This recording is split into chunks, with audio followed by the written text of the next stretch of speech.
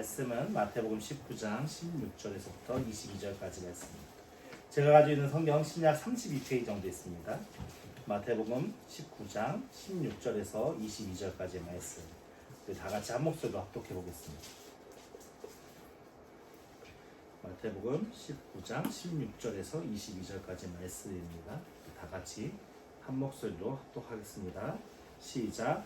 어떤 사람이 주께 와서 이르되 선생님이여 내가 무슨 선한 일을 하여야 영생을 얻으리이까. 예수께서 이르시되 어찌하여 선한 일을 내게 묻느냐. 선한 이는 오직 한 분이시니라. 내가 생명에 들어가려면 계명을 지키라. 이르되 어느 계명이오니까. 예수께서 이르시되 살인하지 말라, 간음하지 말라, 도둑질하지 말라, 거짓 증언하지 말라, 내 부모를 공경하라, 내 이웃을 내 자신과 같이 사랑하라 하시는 것이니라. 그 청년이 이르되 이 모든 것을 내가 지켰사온데 아직도 무엇이 부족하나이까. 예수께서 이르시되 내가 온전하고자 할진대 가서 내 소유를 팔아 가난한 자들에게 주라. 그리하면 하늘에서 보화가 내게 있으리라. 그리고 와서 나를 따르라 하시니 그 청년이 재물이 많으므로 이 말씀을 듣고 근심하여 가니라. 아멘. 오늘 말씀을 함께 살펴보겠습니다. 지난주에는 우리 이혼에 관련된 논쟁에 대한 말씀을 우리가 살펴봤죠. 네, 이혼의 관점의 가장 중요한 핵심은 무엇이냐면, 가장 중요한 핵심은 우리가 결혼을 하는 것, 가정을 이루는 것 자체는 내 선택과 내 어떤 취할 수 있는 그런 부분 중에 하나일 수 있지만, 가장 핵심적인 부분은 하나님께서 허락하셔서 그 모든 일이 이루어졌다라고 믿는다는 겁니다. 그러니까 우리가 범사에 일어나는 모든 일들 가운데 하나님이 역사하시고 하나님이 은혜를 주셔서 이 모든 일이 이루어졌다라고 믿는 게 신앙인의 가져야 할 마음의 자세라는 거죠. 그러니까 때때로는 우리는 삶을 살다 보면 내가 원하는 일을 할 때도 있지만 내가 원치 않은 일을 할 때도 있습니다. 근데 내가 원치 않은 일을 할 때에 그냥 내가 이 일은 너무 싫은데 하고 괴로워하는 것이 아니라 그 일을 허락해 하신 하나님의 은혜를 쫓다 보면 하나님께서 왜 내게 이 일을 주셨을까? 라고 고민하고 그 일 가운데 하나님의 뜻을 쫓다 보면 하나님이 분명히 우리에게 깨닫게 하시는 은혜가 있고, 그 은혜로 말미암아 우리의 영적인 성장과 믿음이 성장하는 그런 과정의 일들이 우리의 삶 속에서 끊임없이 일어난다는 걸 알 수 있다는 걸 알 수 있죠. 근데 대부분의 이스라엘 백성들은 지금 그들이 태어날 때부터 말씀을 외우면서 말씀대로 살고자 애썼던 그 무리들조차도 하나님의 역사심과 하나님의 인도하심을 바라는 게 아니라 누구 좋은 대로 했다는 거예요. 그들 좋은 대로 했다는 거예요. 그러니까 무늬만 하나님을 섬기는 것이지 실상 그들의 삶의 가치관과 생각 속에서는 절대 하나님을 섬기는 게 아니었다라고 얘기하는 거죠. 그렇기 때문에 열심히 제사를 드려도 하나님께서 뭐라고 얘기해요? 너희들이 그거 가져오는 재물들 나 더 이상 못 받겠어. 역겨워. 토할 것 같아. 이런 표현들까지 쓰시는 거예요. 그러니까 오늘을 사는 우리는 분명히 우리가 알아야 하는 거죠. 오늘 사는 우리는 내게 주어진 모든 환경의 일들 가운데 누가 역사하신다고 믿어야 돼요? 하나님. 그래서 기독교인들이 제일 하지 말아야 할 것이 무엇이냐면 우연이라는 표현이에요. 우연은 없어요. 다 하나님께서 역사하시고 하나님께서 섭리하시는 거예요. 단지 내가 그 상황을 이해하지 못할 뿐이죠. 하나님의 하신 뜻을 하나님의 은혜를 내가 깨닫지 못하는 것 뿐이죠. 그래서 우리가 반드시 가져야 할 그 가치관이 하나님께서 우리에게 우연을 주시지 않고 모든 것 가운데 하나님의 은혜가 있고 하나님의 하신 뜻이 있다라는 것을 믿으시고 그렇게 우리의 삶을 함께 하나님과 동행하시기를 예수님을 축원드립니다. 오늘은 어떤 사람이 예수님께 와서 무엇을 물어보냐면은 내가 무슨 선한 일을 하여 영생을 얻으리까? 라는 이제 질문을 합니다. 여기서 어떤 사람이라는 표현은 이 오늘 읽은 본문의 말씀이 마태복음에도 나오고요, 마가복음에도 나오고 누가복음에도 나옵니다. 근데 마태복음에는 어떤 사람이라고 얘기하면서 나중에 뒤에 보면 우리가 그 사람이 부자라는 걸 알 수 있죠. 근데 마가복음에도 그 사람이 어떤 사람인지 명확하게 나오지 않습니다. 근데 누가복음에는 대략적인 힌트가 나옵니다. 누가복음의 말씀에 보면은 뭐라고 말씀하고 있냐면 누가복음 18장 18절 말씀에 어떤 관리가 물어 이르되 라고 얘기합니다. 그러니까 이 사람의 직업이 뭔지 뭐라고 알 수 있어요? 관리라는 걸 알 수 있습니다. 근데 이 당시에 예수님에게 찾아왔던 이 관리가 어떻게 해야 영생을 할 수 있습니까? 라는 질문을 할 그 당시에 그 사회의 지도층 그룹에서는 예수님을 옹호하는 그룹이었나요? 반대하는 그룹이었나요? 네, 어떻게든 책 잡아서 예수가 메시아가 아니라는 걸 밝히고 백성들로 하여금 예수를 따라가는 무리들이 없어지게 만들까? 어떻게 하면 예수를 넘어뜨릴까? 이 생각밖에 안 하는 그런 사회 분위기였어요. 근데 이 관리라는 사람이 예수께 찾아와서 질문을 하고 대화를 한다? 그러면은 그들의 상관이나 그들의 어떤 높은 지위에 있는 사람들이 그 모습을 봤었을 때 좋아할까요? 싫어할까요? 당연히 싫어하겠죠. 그러니까 이 사람이 어떤 관리가 예수를 찾아와서 질문을 하는 그런 과정의 일은 이 사람에게는 엄청난 용기가 필요한 상황인 거예요. 왜냐하면 유대 사회는 기독교 문화의 사회이기 때문에 한 번 찍혀서 그들의 그룹에서 이렇게 뭐랄까요, 왕따를 당하거나 그들의 그룹에서 이렇게 뒤처지게 되어지면 함께 살 수가 없는 그런 일이에요. 한 단적인 예로 우리가 사마리아 지역 사람들만 봐도 같은 유대인들인데 그들이 이방 민족과 본인 자이든 타이든 같이 어떻게 결혼하게 되고 자녀를 낳게 되면서 그들은 하나님의 순결성을 잃어버렸다라는 말로 모든 지탄을 받게 되었고, 그 얼마나 미워하는 미움의 마음이 커냐면은 동물들보다 더 못한 취급을 당했던 게 사마리아 사람들이 되거든요. 그러니까 유대인들이. 그러니까 그들에게는 얼마나 완고한 마음들이 있었냐. 야, 너는 우리가 이렇게 이런 기준 안에서 삶을 살아야 돼. 근데 이 기준을 니네들이 충족하지 못하잖아? 그럼 너희는 우리 그룹에 낄 수가 없어. 이런 표현과 이런 방법을 가지고 그들을 이렇게 뭐랄까 억압도 하고 외면도 하고 무시하기도 하고 조롱하기도 하고 했단 말이에요. 그러니까 이 관리 입장에서는 자기가 굉장히 예수 앞에 나아가서 말을 하다가 자기 상사나 자기 이제 위에 그 당시에 그 지도층들은 다 종교 지도자들 입장이었으니까, 그러니까 주요 관리직들도 다 종교 지도자들이 차지하고 있었으니까 그런 사람들에게 밉보이기 시작하면은 자신이 그 사회에서 제대로 살 수 없는 엄청난 뭐랄까 모험을 걸고 가서 얘기하는 거죠. 그럼에도 불구하고 이 관리가 예수님을 찾아온 이유가 무엇이겠습니까? 그쵸? 선한 무엇으로 영생을 얻을 수 있습니까? 이 영생의 문제가 이에게는 되게 중요한 문제였던 거예요. 그러니까 이스라엘 사람들에게 영생의 문제는, 오늘 기독교인들은 영생하면은 무엇을 생각하죠? 그죠? 기독교인들은 영생하면 천국을 생각해요. 그럼 유대인들은 영생하면 천국을 생각할까요? 아니에요. 와, 우리 어린이 어떻게 아세요? 유대교를 갔다 오다. 찍었어요? 아, 잘했어요. 유대인들은 천국이라는 개념보다도 어떤 개념을 가지고 있냐면 에덴 동산적인 개념을 가지고 있는 거예요. 그들의 말씀의 창세기를 보면 에덴 동산이 나오잖아요. 에덴 동산은 완벽한 동산이었어요. 근데 그 완벽한 동산에서 인간이 쫓겨나게 되는 이유가 죄 때문이잖아요. 그러니까 이 유대인들은 자신의 죄의 문제를 해결해서 결국은 어디를 가고 싶은 거예요? 에덴 동산에 가서 영생을 하고 싶은 거예요. 그래서 그들에게는 이 영생의 개념이 되게 중요했거든요. 그러니까 이 관리는 그렇게 자신이 어떻게 하면 영생할 수 있을까, 어떻게 하면 에덴 동산의 그 은혜를 회복할 수 있을까에 대해서 관심이 있었던 사람이 없었던 사람이요? 그러니까 그런 관심이 컸기 때문에 위협을 무릅쓰고 지금 예수께 나와 그 예수의 말씀의 조언을 얻고자 나와 있는 상황인 거죠. 그러니까 이 사람에 대한 그 영생에 대한 탐구심은 엄청나다고 볼 수 있겠죠. 우리도 신앙 안에서 영적인 탐구심이 심하신 분들 있잖아요. 정말 영적인 것을 많이 알고 싶고, 그리고 천국의 어떤 비밀들을 막 알고 싶어서 막 그런 삶을 사시는 분들도 많이 있잖아요. 근데 그런 것들도 우리가 잘 분별해야 한다는 걸 알 수 있어요. 오늘 말씀을 통해서. 어쨌든 이분은 영적인 특심을 가지고 있고 그 영적인 특심으로 말미암아 위협을 무릅쓰고 예수를 찾아왔다는 것을 우리가 16절 말씀을 통해서 알 수 있습니다. 17절 말씀 보면 이제 예수님께서 대답을 하십니다. 예수님께서 뭐라고 대답하십니까? 무슨 선한 일을 하여야 영생을 얻을 수 있습니까? 라고 질문을 했죠. 그런데 예수님께서 대답하시는 게 뭡니까? 어찌하여 선한 일을 내게 묻느냐? 그죠? 그러니까 유대인이 생각하는 선의 개념에 대해서 이해를 하셔야죠. 선한 일을 어찌해서 내게 묻느냐? 선한 일이 누구에게 있는 것이냐? 라고 질문하는 거죠. 근데 예수님께서 뭐라고 말씀하십니까? 선한 이는 누구라고요? 오직 한 분이시다. 누구란 얘기예요? 하나님밖에 없다는 얘기죠. 자, 보세요.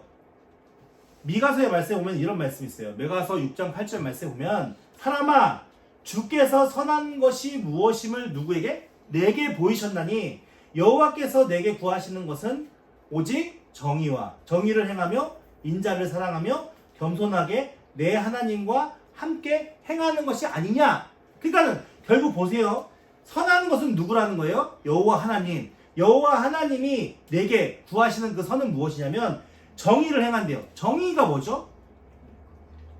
네, 바른 거예요. 바른 기준이 누구에게 나오는 거예요? 하나님의. 인간이 세운 게 아니에요. 인간이 만든 게 아니에요. 정의를 행한다는 것은 무엇이냐면 결국 하나님의 말씀대로 행한다는 걸 얘기하는 거죠. 그리고서 인자를 사랑하면 누구를 사랑한다고요? 그죠? 하나님을 사랑하는 거예요. 그리고 겸손하게 내 하나님과 어떻게 하라고요? 함께 하는 거라고요. 그러니까 이 말씀들의 표현들이 다 누구를 이게 향해 있는 걸 알 수 있어요. 하나님께 향해 있다는 걸 알 수 있어요. 그러니까 선한 것은 우리 인간들에게 나올 수 있는 문제가 아니고 오직 하나님으로부터밖에 나올 수가 없다라는 것을 단언하면서 얘기하는 게 이 미가서의 말씀인 거예요. 이 미가서의 말씀을 그 어떤 사람이 알았을까요? 몰랐을까요? 그 정도의 영적 탐구력이라면 이 말씀을 알았을 거예요. 그러니까 예수님께서 말씀하고 있는 거죠. 예수님께서 어찌하여 선한 일을 내게 묻느냐라고 질문을 하는 거예요. 누구한테 찾아가야 된다는 거예요? 하나님 앞에 나아가라. 하나님 말씀에 써있지 않냐? 너희가 하나님과 함께하는 것이 그의 정의를 행하고 그를 사랑하고 그와 함께 계명을 지키고 그와 함께 동행하는 것, 그것이 선한 일이 아니냐? 너 알고 있잖아. 지금 얘기하는 거죠. 어찌하여 나한테 선한 것을 묻느냐라고 얘기하는 거예요. 우리가 영적인 것을 많이 이야기하면서 영적 성숙에 대해서 이야기를 많이 하는데, 제가 오랜 삶을 산 건 아니지만 제가 삶을 살아오면서 내린 결론은 딱 하나밖에 없습니다. 하나님과 가까이 하지 않으면 절대로 영적인 성장이 이루어지지 않는다는 거. 내가 아무리 말씀을 달달달 외우고 말씀의 그것에 대해서 그 풍요로움을 알기 위해서 막 말씀에 접근해도 내 마음으로 하나님을 찾지 않고 하나님을 간절히 부르짖지 않으면 영적인 성숙이 일어나지 않는다는 거. 그 단적인 예가 이스라엘 백성들의 삶을 보면 너무 잘 알 수 있죠. 이스라엘 백성들은 태어나면서부터 성경을 외우기 시작해요. 그리고 10살, 12살, 13살 되면 모세오경을 다 외워요. 근데 그들은 항상 성경책을 펴놓고 서로 토론하고 얘기하는 민족이었어요.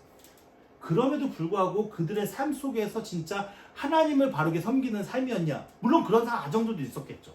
근데 대부분의 가정들은 그렇지 못했으니까 결국은 예수 그리스도를 보내실 수밖에 없는 그런 상황이었잖아요.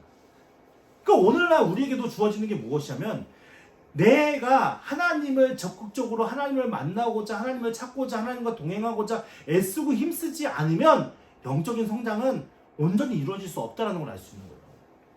제가 목사가 돼서 여러 많은 설교들도 듣기도 하고 설교도 하기도 하는데, 요즘에 와서 더더욱 제 마음속에 또렷하게 느껴지는 마음은 뭐냐면은 약간 이런 느낌이 듭니다.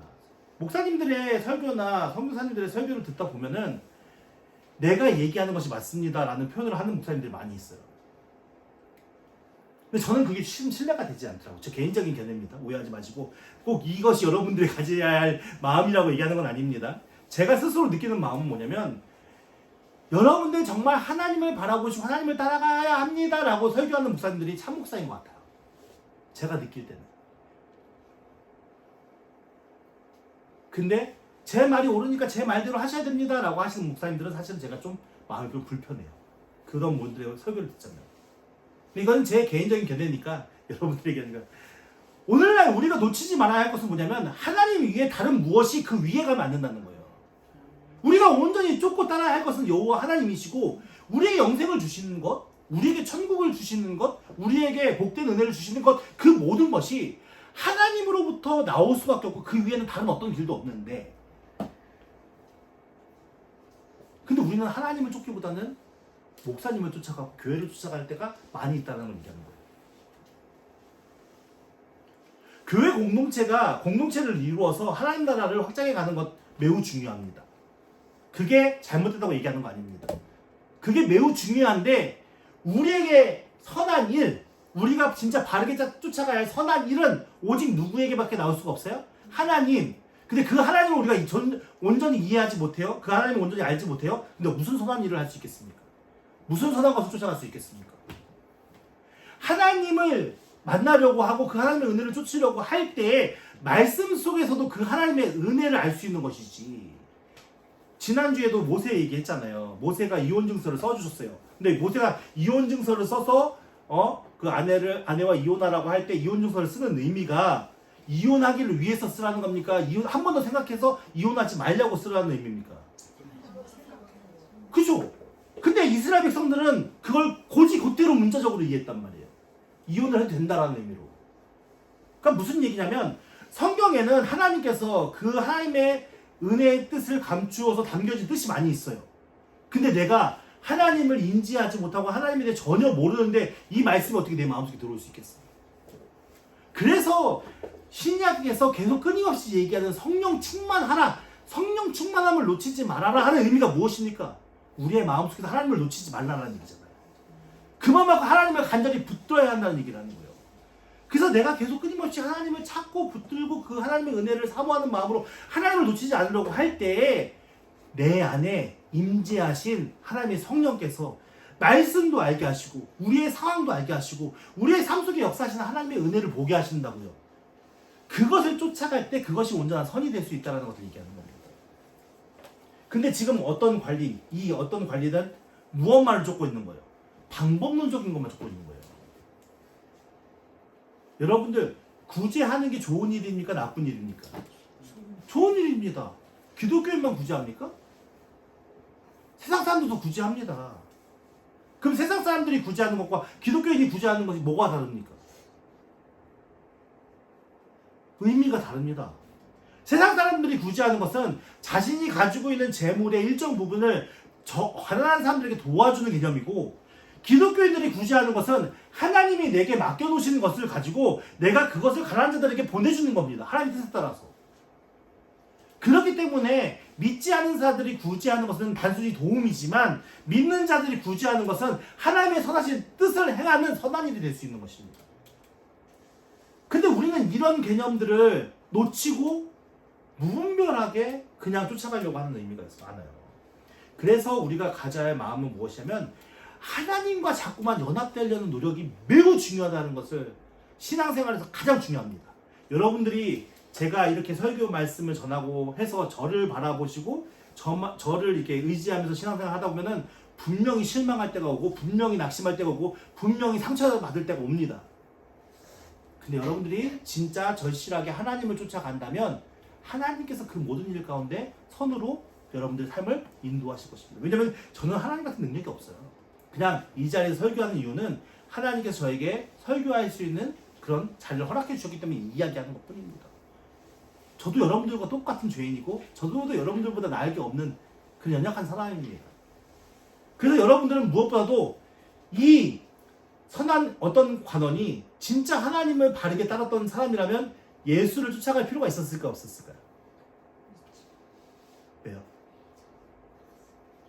이미 하나님을 쫓는 사람들이었다면 굳이 예수께 나와서 영생이 무엇이냐 물어볼 필요가 없는 거예요. 십자가의 죄의 은혜는 예수 그리스도께서 십자가를 지심으로 그 모든 게 해결되잖아요. 근데 하나님을 쫓아갔던 사람들은 예수 그리스도가 죽어서 성전 휘막이 찢었을 때 이미 다 알았어요. 그 사람이 하나님의 아들이라는 것을. 인정할 만한 사람들은 다 인정했어요. 무슨 얘기냐면 하나님을 온전히 쫓는 사람들에게는 예수님의 십자가 사건이 필요하지만 그것도 하나님께서 깨닫게 하시기 때문에 예수께 직접 나와서, 지금 예수님 아직 십자가를 지신 상황이 아니잖아요. 예수께 나와서 이 문제를 물어볼 필요가 없는 거예요. 그렇기 때문에 우리가 알아야 하고 이해할 우리의 삶의 모든 것은 하나님께서 교육하시고 하나님께서 우리를 성장하시고 하나님께서 우리를 세우신다라는 마인드를 가지고 우리가 신앙생활을 해야 되는 것이지, 어떤 누군가의 목사에 의해서, 교회에 의해서, 어떤 누군가의 강의를 의해서 내가 신앙 성장한다 이렇게 생각하시면 큰 착각이신 거예요. 여기 계시는 분들은 절대 제가 제발 부탁드리는데 누군가에 의존한 신앙이 아니라 여러분들의 삶을 통치하시고 인도하시는 하나님만을 바라보시고 나아가시기를 예수님으로 축원드립니다. 사람은 온전한 삶이 없어요. 자, 그걸 반드시 짚고 넘어가야 할 것이고요. 자, 보십시오. 그 다음에 말씀을 보면은 이제 너가 그러면 선한 일을 원하느냐? 선한 것은 하나님 한 분밖에 없다. 그러면은 네가 해야 할 것은 계명을 지키는 것이다. 그러니까는 이분이 이 어떤 관원은 자신이 있는 거죠. 그러면 이런데 어떤 계명을 지켜야 됩니까? 라고 질문을 했어요. 근데 예수님께서 뭘 무슨 말씀을 하시냐? 10계명에서 5계명부터 10계명을 얘기를 하는 거예요. 1계명부터 4계명은 하나님에 대한, 사람이 하나님을 어떻게 섬겨야 되는지에 대한 계명이 나오고 5계명부터 10계명은 사람과 사람들 사이에 어떤 삶을 살아야 하는지에 대한 계명이에요. 그래서 살인하지 말라, 간음하지 말라, 도적질하지 말라, 거짓 증언하지 말라, 그죠? 그리고 내 부모를 공경하라, 내 이웃을 내 자신과 같이 사랑하라. 그러니까 결국은 뭐예요? 네가 하나님의 계명을 잘 지켰어? 그러면 그 지킨 계명을 가지고 내가 내 하나님의 다른 백성들도 잘 섬겨야지. 지금 이 얘기를 하신 거예요. 근데 이 관원은 지금 뭐라고 얘기합니까? 이 어떤 사람은 20절 말씀에 그 이제 청년이라고 나와요. 젊은 사람이라는 걸 알 수 있죠. 그 청년이 이르되 이 모든 것을 내가 어떻게 했다고요? 지켰대요. 그러니까 우리가 참 무식한 게 뭐냐면은 한 부분만을 보면서 우리가 다 한 것처럼 느껴질 때가 많이 있어요. 우리가 하나님의 뜻대로 산다는 거 쉽지 않잖아요. 사실은 이 세상의 모든 욕망과 욕심을 다 내려놓고 살아야 예수님만 쫓고 하나님만 쫓고 살아야 진짜 그게 하나님을 믿는 믿음으로 살아갈 수 있는 건데 사실 우리는 그럴 수 있는 존재가 아니거든요. 그러니까 예수님께서 야 이렇게 계명들의 말씀들을 이웃을 사랑하는 그 말씀들을 너가 지키면 살아야 돼 라고 던져줬을 때 이 관원이 진짜 영적으로 깨어있는 관원이라면 알아들었어야 되는 거죠. 근데 내가 이 모든 걸 다 잘 지켰는데요 라고 얘기하는 것은 벌써 뭐예요? 그가 이미 형식적으로 그 모든 일을 다 했다는 걸 얘기하는 거예요. 예수님께서 하신 이 말씀은 뭐예요? 진심을 다해, 전심을 다해 하라는 얘기예요. 성경에 보면 지나가는 여자를 보고 음욕을 품는 것도 가늠했다고 얘기하잖아요. 그죠? 내가 저 사람을 미워하는 것도 살인했다고 얘기해요. 그 이야기가 무엇이냐면 우리의 삶 속에 진짜 하나님의 은혜를 쫓아서 산다고 할 때 내가 율법을 지켰으면은 그 지킨 것으로 내게 만족이 올까요? 만족이 안 오는 거죠. 왜냐면 하나님께서 내게 주신 은혜의 양이 내가 율법을 지키면서 만족하는 양보다 훨씬 크기 때문에 하나님을 안다면 내가 하나님을 진짜 하나님의 사랑이 내게 얼마나 크게 임했는지를 안다면 내가 예배드리는 이 자리가 너무 그게 하나님의 사랑에 비하면 너무 부족하다는 걸 알죠. 내가 이웃을 사랑하는 게 이게 하나님 사랑에 비하면 너무 작다는 걸 알죠. 그렇기 때문에 내가 그걸 다 지켰습니다라고 얘기할 수 있을까요? 할 수 없는 거예요. 사실은. 그래서 은혜를 아는 자, 믿음을 아는 자들은 자기가 겸손하고 싶어서 겸손한 게 아니라 진짜 하나님 앞에 내세울 게 아무것도 없으니까 제가 하는 게 아무것도 없고 다 하나님이 하셨어요 라고 얘기할 수밖에 없는 거예요. 근데 이 부자 청년은 뭐라고 얘기합니까? 당당히 내가 모든 것을 다 지켰다고 얘기합니다. 그러니까 이 부자 청년의 이랑 예수님의 얘기의 핵심은 너무 다르다는 걸 알 수 있는 거죠. 오늘 우리가 하나님의 은혜를 아는 것이 중요한데 그 하나님의 은혜를 생각한다면 오늘 우리가 하나님께 드리는 것은 너무나도 작은 부분이고 너무나도 조금만한 것밖에 될 수 없다는 것을 우리가 느낄 수밖에 없어요. 그래서 더 열심히 주를 위해 살려고 노력하고 더 열심히 하나님을 사랑하면서 노력하려고 하는 것이 참된 은혜를 아는 자들의 행위이겠죠. 그래서 이 청년이 무엇이 부족합니까? 나 다 잘 지켰습니다 라고 떳떳하게 이야기를 하니까 예수님께서 그 다음 절에 뭐라고 말씀하십니까? 예수께서 이르시되 네가 뭐라고요? 온전하고자 할지 네가 온전하고자 하냐? 네가 온전해서 영생을 얻고자 하냐? 이 얘기를 하는 거예요. 가서 뭐라고요? 소유를 팔아 가난한 자들에게 주라. 그러니까 자신이 가지고 있는 소유를 다 팔아서 가난한 자들에게 나눠주라. 그리하면 뭐요? 하늘에서 보화가 내게 있으리니. 그러니까 이 얘기는 뭐예요? 너가 지금 쌓아놓은 재산들 하늘나라에선 다 필요 없으니까 이 땅에 재물을 쌓지 말고 하늘나라에 보화를 쌓아둬라. 하나님 앞에 상급을 쌓아둬라. 지금 이 말씀을 하고 있잖아요. 그리고 나서 뭐라고요? 나를 따라라. 내가 진짜 영생이 무엇인지 알려줄게. 진짜 명쾌한 답이죠. 보세요. 이 이야기를 할 때 우리가 가져야 할 좀 몇 가지 가치관이 있어요. 이 말씀 속에서 나타나는. 보시면 레위기 23장 22절 말씀에 보면 이런 말씀이 있어요. 내 땅에 곡물을 벨 때 밭이 있잖아요. 밭이 있으면 밭에 내 귀퉁이는 일정 부분 다 베지 말고 남겨둬라 라고 얘기를 해요. 떨어지는 것을 줍지 말고 그것을 누구에게요? 가난한 자들 그리고 그 지역을 여행하는 거류민들을 위해 남겨둬라. 나는 너희 하나님이 여호와니라. 그러니까 무슨 얘기냐면 내가 너에게 복을 줘서 네가 이렇게 추수할 수 있는 은혜를 줬잖니. 그러니까는 밭의 귀퉁이는 가난한 자들이나 과부들이 먹을 수 있게끔 베지 말고 남겨둬라. 그럼 그들이 이삭을 비벼다가 갖다가 먹으면 되는 거니까. 그렇게 해도 내가 너의 삶을 책임져 줄게. 내가 여호와 하나님이지 않냐? 지금 이 말씀을 하고 있는 거예요. 이게 이스라엘 백성들이 가지고 있는 구제의 가장 기본적인 마음이거든요. 근데 이 마음을 가지고 있는데 우리가 지난번에 구제에 대해서 한번 살펴봤잖아요. 구제를 할 때 이스라엘 백성들이 가장 핵심적인 거는 뭐냐면 자기가 가지고 있는 재물의 5분의 1을 하는 거예요. 왜 이 5분의 1을 구제에 사용하냐? 5분의 1을 구제에 사용하는 이유는 자의적으로, 그러니까 자신의 마음에 불편함이 없이 자신이 기쁨으로 자의적으로 드릴 수 있는 것이 5분의 1 정도면 되겠다. 이것을 정해 놓은 거예요. 그러니까 5분의 1을 넘기지 않는 선에서 구제하면 돼. 어제 5분의 1을 넘었으면 뭐 어떤 마음이 되는 거예요? 자의적인 마음이 안 될 수 있는 거예요. 근데 실상은 예수 믿는 사람들이나 기독교인들이나 하나님을 섬기는 사람들은 어떤 마음을 되어야 됩니까? 자의적으로 5분의 1만 드리는 마음을 가져야 할까요? 기본적인 마음은 이겁니다. 내게 허락하신 모든 것이 누구 거예요? 하나님 거예요. 그러니까 내 거를 나눠준다 하면 불편한 거죠. 근데 하나님 거를 내가 나눠준다 하면 불편할까요? 이 가치관이 다른 거예요.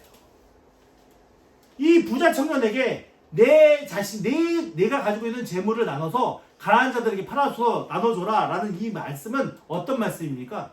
네가 가지고 있는 재물 네 것이 아니고 누구 거라는 거예요. 하나님 거야. 네가 가지고 있는 재물 다 하나님 거야. 네가 누리고 있는 모든 것들 다 하나님께서 허락하신 거야. 그러니까 그걸 다 팔아다가 나눠줘. 근데 이 청년은 지킬 수 있는 얘기에 못 지키는 얘기고, 지금 자기가 쌓아온 거거든요. 자기 거라고 생각하거든요. 유대인들이 5분의 1을 이야기하는 이유가 무엇이겠습니까? 그들이 받은 재물이라고 생각하는 거예요. 그들이 수확한 재물이라고. 근데 이 재물이 하나님 것이라고 생각한다면 주인이, 내게 맡겨놓은 주인이 야 그거 다 내놔 라고 얘기할 때 안 되는데요. 이런 사람이 어디 있어? 잘못된 거잖아요. 그러니까는 이 이야기 자체도 뭐가 문제냐? 내 재물이 내 것이 아니고 내 것이지 하나님의 것이 아니고 하나님 내가 가지고 있는 것 중에 이만큼 드려요? 이런 마음으로 드리는 거예요. 우리가 하나님 앞에 봉사를 하거나 헌신을 하거나 구제를 하거나 어떤 일을 할 때 내 것으로 한다고 생각하시면은 큰 착각이고 큰 오산이십니다. 내가 헌신하는 거, 봉사하는 거 하나님이 내게 건강 주셔서 그런 환경과 여건을 주셔서 할 수 있는 거고요. 내가 구제하는 것 하나님께서 그렇게 내게 맡기신 것을 내가 하나님께 드리는 겁니다. 자꾸만 내 것과 하나님 것을 분리시키기 시작하면 우리는 신앙에 큰 오류에 빠질 수밖에 없습니다. 그래서 우리가 청지기 얘기 엄청 많이 듣잖아요. 근데 왜 그 청지기가 안 됩니까? 내 것이라고 생각하니까 안 되는 거예요. 하나님 나라에 들어갈 수 있는 사람이 유대인들은 어떻게 생각했냐면 회개한 사람이라고 얘기했습니다. 아까 얘기했죠. 에덴 동산에서 떨쳐나온 이유가 뭡니까? 죄 때문에. 그래서 회개해서 다시 에덴 동산으로 회복해줘야 된다. 이게 유대인들이 가지고 있는 생각이라고 말씀드렸습니다. 근데 이 회개한 사람에게 나타난 특징 두 가지가 무엇이냐면 첫 번째는 계명을 지키는 것이고 두 번째는 구제 행위를 하는 겁니다. 이것이 회개한 사람인 것처럼 보여주는 겁니다. 그래서 바리새인들이, 서기관들이, 사두개인들이 열심히 했죠. 근데 하나님 앞에 인정받았습니까? 못 받았습니까? 예수님 앞에 인정받았습니까? 못 받았습니까? 인정받지 못했어요. 왜냐면은 이것이 진짜 하나님 앞에 자의적으로 기쁨으로 드려지는 행위가 되어야 되는데 사람들 눈에 보이기에 얼마든지 할 수 있는 일이었기 때문에 그런 거예요. 그래서 부자 청년에게 내 재산을 다 갖다 가난한 사람들에게 나눠줘라. 그리고 네가 그 일을 한 후에 나를 따라와라. 그럼 내가 영생의 길을 알려줄게 라고 얘기를 한 거죠. 그러니까 결국 뭡니까? 부자 청년이 그 재물이 많음으로, 재물이 얼마나 있었다고요? 많음으로 이 말씀을 듣고 그 집안에 다니라. 그냥 이 부자 청년이 지금까지 구제했던 거는 진짜 부자로 인정받을까요? 그건 모르는 일이죠. 그러니까 성경이 이야기하는 거는 많은 걸 하는 게 중요한 게 아니에요.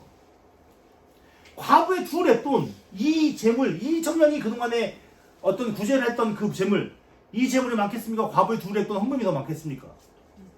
이 청년이 훨씬 더 많죠. 과부의 두 랩돈은 지금으로 얘기하면 200원밖에 안 되는 거예요. 가치로 따지면. 그럼에도 불구하고 하나님께서는 누구 걸 인정하십니까?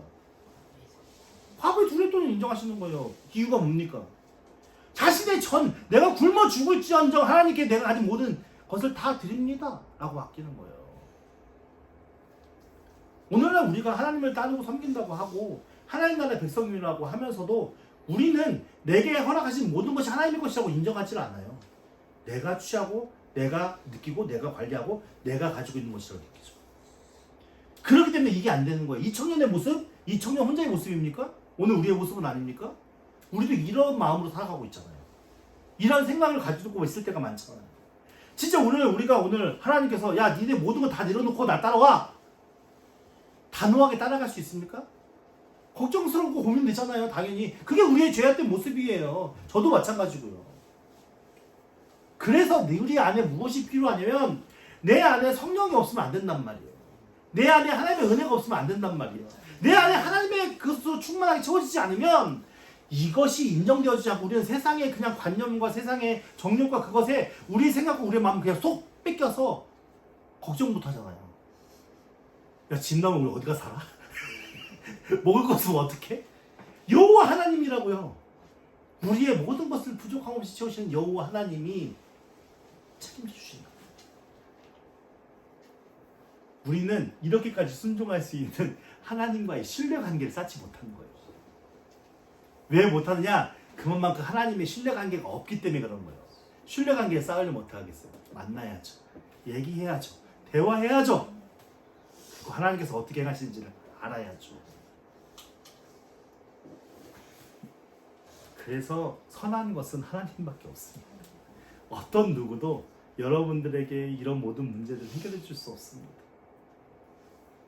여러분, 오늘 말씀을 통해서 우리가 절대 잊지 말아야 할 것은 모든 것을 허락하신 이가 여호와 하나님이라는 것, 그리고 우리가 가진 모든 것은 하나님의 것이라는 것을 잊지 마시기 바랍니다. 그 하나님 앞에 하나님께 받은 것을 우리가 우리의 마음의 중심이 기뻐하여서 하나님 앞에 드리는 것, 그것이 가장 복된 것이지. 에휴, 11조 내야 하니까 11조 내고, 에휴, 교회 봉사해야 되고, 보이면 봉사 안 해도 돼요. 11조 안 내도 돼요. 11조 안 내도 돼요. 이렇게 얘기하니까 너무 극단적으로 표현한다고 여러분들이 또 싫어하시는 분들도 있는데, 제가 말씀드리려고 하는 핵심은 우리의 마음의 동기가 무엇을 따라서 하느냐가 중요하다는 거예요. 여러분들 바리새인이 되고 싶습니까? 사두개인들이 되고 싶습니까? 형식과 외식에 빠진 신앙생활 하는 사람들이 되고 싶습니까? 그들에게는 참된 은혜가 없고 참된 구원이 없을 수도 있어요. 단호하게 얘기할 수 있지만 여러분 마음의 중심으로 하나님 앞에 섬기시기 바랍니다. 여러분 마음의 그 기쁨의 중심으로 하나님 앞에 나아가시기 바랍니다. 그렇게 못한다면 그렇게 못한다고 하나님께 얘기하시면 돼요. 왜냐하면 하나님도 아세요. 내 마음의 상태를, 내가 가지고 있는 신앙의 상태를 하나님께서 아세요. 그렇기 때문에 지금도 용납하시고 이해하시고 사랑으로서 기다려주시는 분이 여호와 하나님이시잖아요. 그래서 우리가 하나님의 눈치를 살펴보면서 신앙생활을 나갔으면 좋겠어요. 무슨 말인지 이해가 되시죠? 내가 하나님이 이러면 뭐 이렇게 약간 하나님과 나의 어떤 삶을 뭐랄까 협상하듯이 그렇게 하나님 내가 이만큼 많이 드릴 테니까 나에게 이렇게 많은 거 주세요. 이런 신앙생활은 정말 어리석은 거라는 걸 아셨으면 좋겠어요. 이미 우리가 하나님께 받은 것이 얼마나 크고 놀라운 것인지를 깨달아 알고 이제는 우리가 기쁜 마음을 들여서 내가 물질을 드릴 때도 정말 기쁘게 감사함으로 드릴 수 있게, 내가 교회에서 헌신할 때도 내가 정말 기쁘게 감사함으로 헌신할 수 있게, 내 중심으로 하나님을 찬양하면서 헌신할 수 있게, 그렇게 여러분들의 시간과 여러분들의 건강과 여러분의 물질과 여러분들의 삶을 하나님께 기쁘게 드리면서 주님과 진짜 끈끈하게 교제해 보세요. 여러분, 놀라운 은혜의 역사가 여러분들의 삶을 충만하게 치우면서 기적과 이적을 경험하면서 여러분들의 삶을 하나님께서 이끌어 가실 것입니다. 그 은혜를 사모하는 저와 여러분들께 예수님으로 축원드립니다. 우리 이 시간 함께 찬양 하나 한번 같이 은혜를 나눠보겠습니다.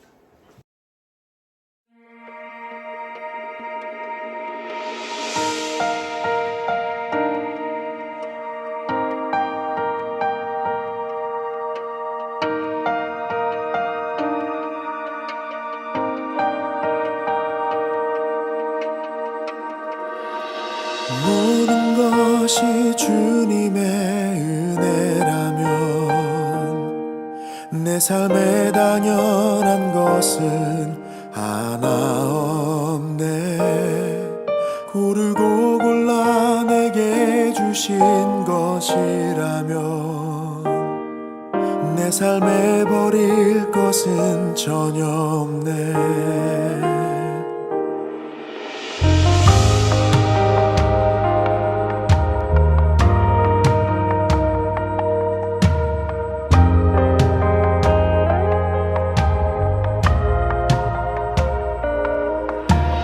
모든 것이 주님의 은혜라면 내 삶에 당연한 것은 하나 없네. 고르고 골라 내게 주신 것이라면 내 삶에 버릴 것은 전혀 없네.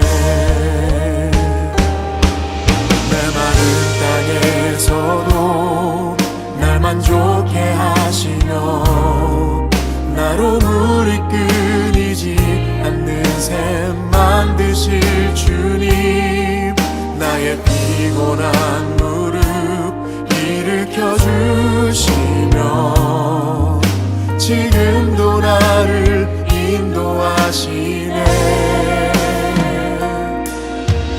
모든 것이 주님의 은혜라면 내 삶에 당연한 것은 하나 없네. 고르고 골라 내게 주신 것이라면 내 삶에 버릴 것은 전혀 없네. 내 마른 땅에서도 날 만족해 하시며 나로 물이 끊이지 않는 샘 만드실 주님, 나의 피곤한 무릎 일으켜 주시며 지금도 나를 인도하시네. 내 마른 땅에서도 날 만족해 하시며 나로 물이 끊이지 않는 샘 만드실 주님, 나의 피곤한 무릎 일으켜 주시며 지금도 나를 인도하시네. 모든 것이 주님의 은혜라면 내 삶에 당연한 것은 하나 없네. 고르고 골라 내게 주신 것이라면 내 삶에 버릴 것은 전혀 없네.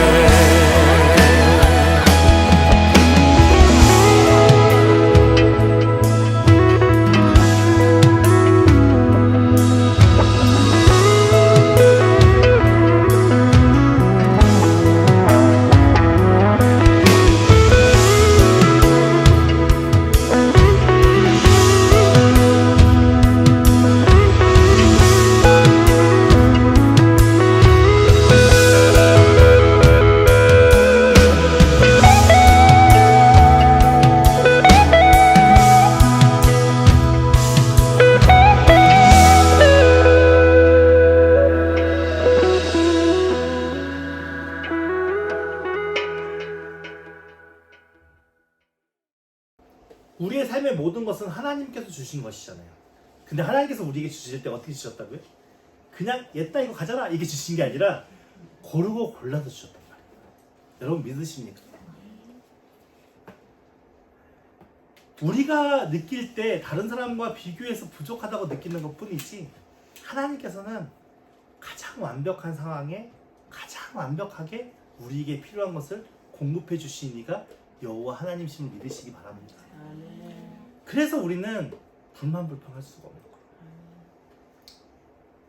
내가 이해가 안 된다고 불만불평하는 것이 아니라 내게 최선의 것으로 허락하신 하나님의 은혜를 기억하면서 우리가 기쁨으로 주님 앞에 나아가야 할 것이죠. 이 시간 우리 함께 기도할 때 하나님께서 우리에게 주신 은혜를 기억했으면 좋겠습니다. 모든 것이 하나님의 것이고 모든 것이 하나님의 은혜이고 모든 선한 것이 여호와 하나님에게서부터 나올 수밖에 없는데 우리는 그 하나님을 얼마나 사랑하고 있고 우리는 그 하나님을 얼마나 바라보고 있고 우리는 그 하나님과 얼마나 동행하고 있는지 우리 스스로를 돌아봤으면 좋겠습니다. 그래서 아직도 우리의 마음속에 하나님보다 무엇이 더 자리 잡고 있는지 하나님보다 무엇을 더 바라며 살아가고 있는지 하나님보다 어떤 것이 우리의 삶의 주인이 되고 있는지를 우리 스스로 한번 생각해 보시면서 이 시간 우리 간절하게 주님만을 더욱더 사모하며 주님만을 더욱 사랑합니다 라고 고백할 수 있는 은혜가 있기를 원합니다. 우리 함께 기도하겠습니다. 하나님 아버지 주님의 은혜와 사랑에 감사를 드립니다. 하나님 이 부족하고 죄만 있는 삶을 함께 사랑하셔서 오늘도 귀한 은혜를 허락하시고 우리에게 하나님의 놀라우신 은혜와 은총으로 이끄시는지 아버지 주님의 은혜와 사랑에 감사를 드립니다. 하나님 부족함이 없이 모든 것 가운데 홀로 가서 우리에게 좋은 것을 주셨는데도 불구하고 왜 아직도 이 죄인의 마음속에는 아버지 이렇게 불만불평이 많고 이렇게 죄악된 마음들이 감사하지 못하고 아버지 하나님 마음이 많습니다. 주여 우리의 무지함과 우리의 용서하옵시고 주여 이제는 깨닫게 하여 주시옵소서. 이제 더욱더 주의 그 사랑 안에 온전히 참는 삶을 하여 주시옵소서. 이제 더욱더 주의 그 놀라우신 은혜 안에 아버지 나의 삶을 기쁘게 드릴 수 있는 은혜와 은총이 있게 하여 주시옵소서.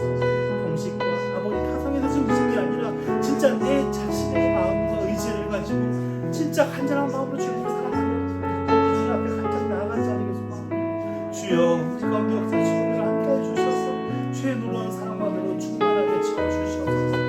여호와 우리 가운데 놀라운 은혜와 은총으로 인도하신 줄 믿습니다. 주의 크신 사랑과 은혜로 함께 하시고 있습니다. 주여 우리 가운데 놀라우신 것이고 주시옵소서. 주여 감사합니다.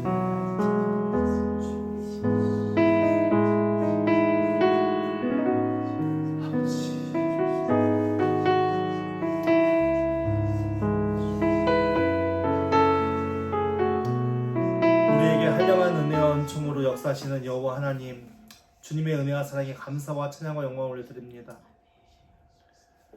벌레만도 못한 죄인들이고 죄악 속에 헤매 있는 죄인들이었지만 하나님 그래도 우리를 버리지 아니하시고 은혜로 붙들어 주셔서 오늘도 이렇게 함께 모여 주 앞에 예배하며 귀한 은혜의 믿음 안에 서게 하시니 감사를 드립니다. 오늘 우리가 깨달은 말씀들 우리의 마음 깊이 새겨지게 하여 주시옵고 날마다 우리에게 최선의 것으로 고르고 골라서 우리에게 허락하신 하나님의 은혜를 기억하며 우리가 더욱더 주님을 사랑하는 믿음으로 살아갈 수 있는 주의 백성들 되게 하여 주시옵소서. 지금껏 우리는 우리의 삶을 우리가 채우며 우리가 세우며 우리가 살아간다고 믿었습니다. 아버지 그 모든 것이 하나님의 선하신 뜻임을 다시 한번 깨닫습니다. 주여 선한 것은 오직 여호와 하나님밖에 없사오니 내 생각이 아니고 내 뜻이 아닌 하나님을 합한 그런 믿음의 삶을 살아가길 소망합니다.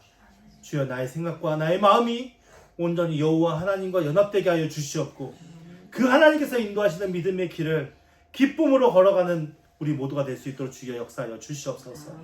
세상의 마귀가 사단이 우리를 유혹하고 미혹하여서 세상의 것을 바라보고 세상의 것을 취하고 세상의 것을 갖기를 바라는 마음으로 우리를 유혹하겠지만 우리가 그 가운데 휩쓸리지 아니하고 진리 되신 여호와 하나님과 함께 예수 그리스도와 함께 우리가 짊어져야 할 십자가를 당당히 짊어지며 영원한 천국을 바라보며 믿음으로 달려갈 수 있는 주의 백성들 되게 하여 주시옵소서. 하나님 우리를 이끄실 줄 믿습니다. 하나님께서 우리에게 그러한 은혜의 길을 끝까지 인도하실 줄 믿습니다. 주님만을 의지하며 나아가오니 주여 역사하시고 인도하여 주시옵소서. 우리의 삶을 복되게 충만하게 인도하실 줄 믿사오며 감사드리며 예수님의 이름으로 기도드립니다. 이제는 우리 구주 예수 그리스도의 은혜와 하나님 아버지의 그 크신 사랑하심과 보혜사 성령님의 위로교통 충만하신 은혜가 세상의 것을 바라보지 아니하고 하나님의 것으로 하나님의 방법으로 하나님의 뜻대로 살기로 다짐한 주의 백성들 머리 위에와 우리 함께 지어져가는 교회 위에 이제로부터 영원토록 함께 있을지어다. 아멘.